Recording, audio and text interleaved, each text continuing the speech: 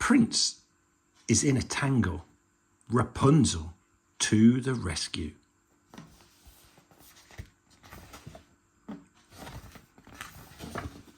Well, that's pretty.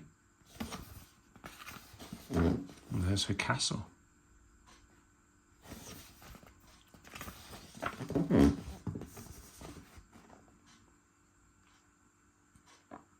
You might think this story is one that you know, Rapunzel, the girl in the tower, but no. See, long, long ago, in the dead of the night, a witch stole a baby. Yeah, that bit was right. But it wasn't a girl. No, this bundle of joy was the king and queen's son. Such a sweet little boy. The witch knew the baby had hair that could heal. She cut off small strands, which she ate with a meal. The hair kept her very strong and in very good health. The prince soon had curls, which she sold for great wealth. And as he grew older, the witch, with a grin, was pleased to see hair sprouting out of his chin. The witch knew this beard had a very strong power, so locked the prince up in a rickety tower. She visited daily to snip at his hair, then off she would go again, leaving him there.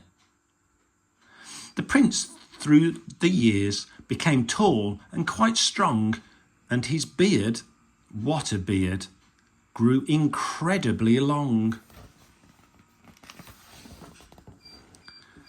By now you'll be thinking, Rapunzel, where's she?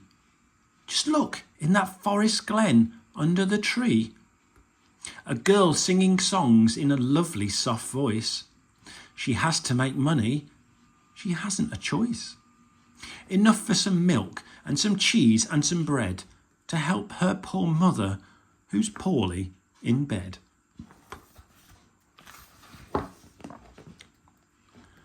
One morning, the prince, in his room feeling bored, sprang straight to his feet when he heard a loud chord. "That's music!" he shouted out, spinning around. "I've just never heard such a beautiful sound."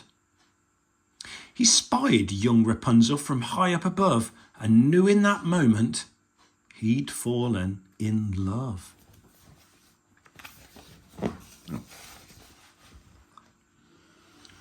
Rapunzel came back later that day. She saw a strange lady and watched in dismay as something so hairy began to unravel. It whooshed down the tower and fell in the gravel. And here's where our story gets ever so weird. That lady, she started to climb up the beard.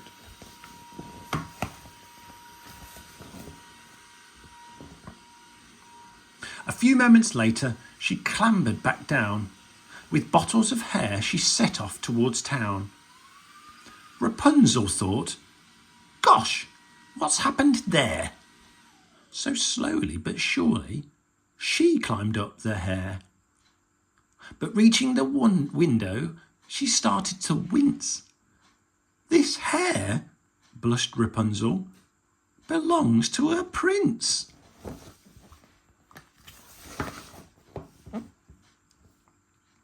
The prince told his story, his head in his hands, while clever Rapunzel sat dreaming up plans.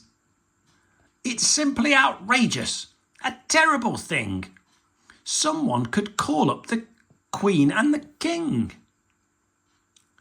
The witch cuts your hair, then sells it in town. We'll teach her a lesson," she said with a frown.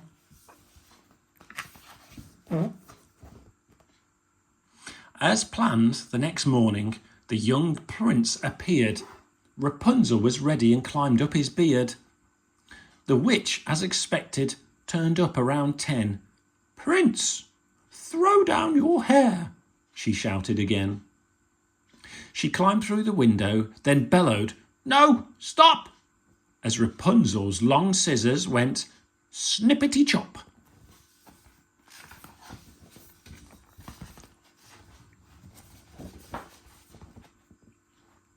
Oh no, the witch shouted. This is just not fair. The prince can go free, but please leave me his hair. Here, yelled the prince as he picked up his pace, and the witch held up the silky beard to her face. But magic hair is a very strange thing. It started to stick to the mean witch's chin.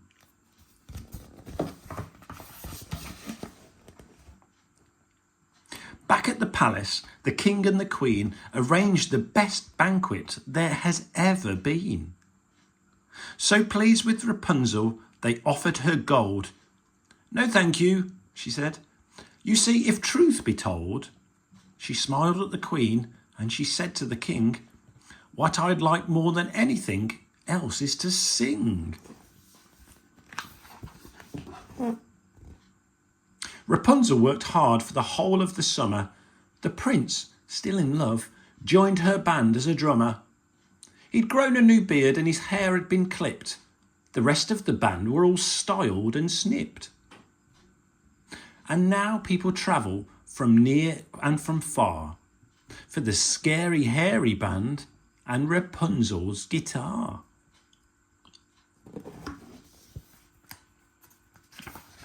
The end.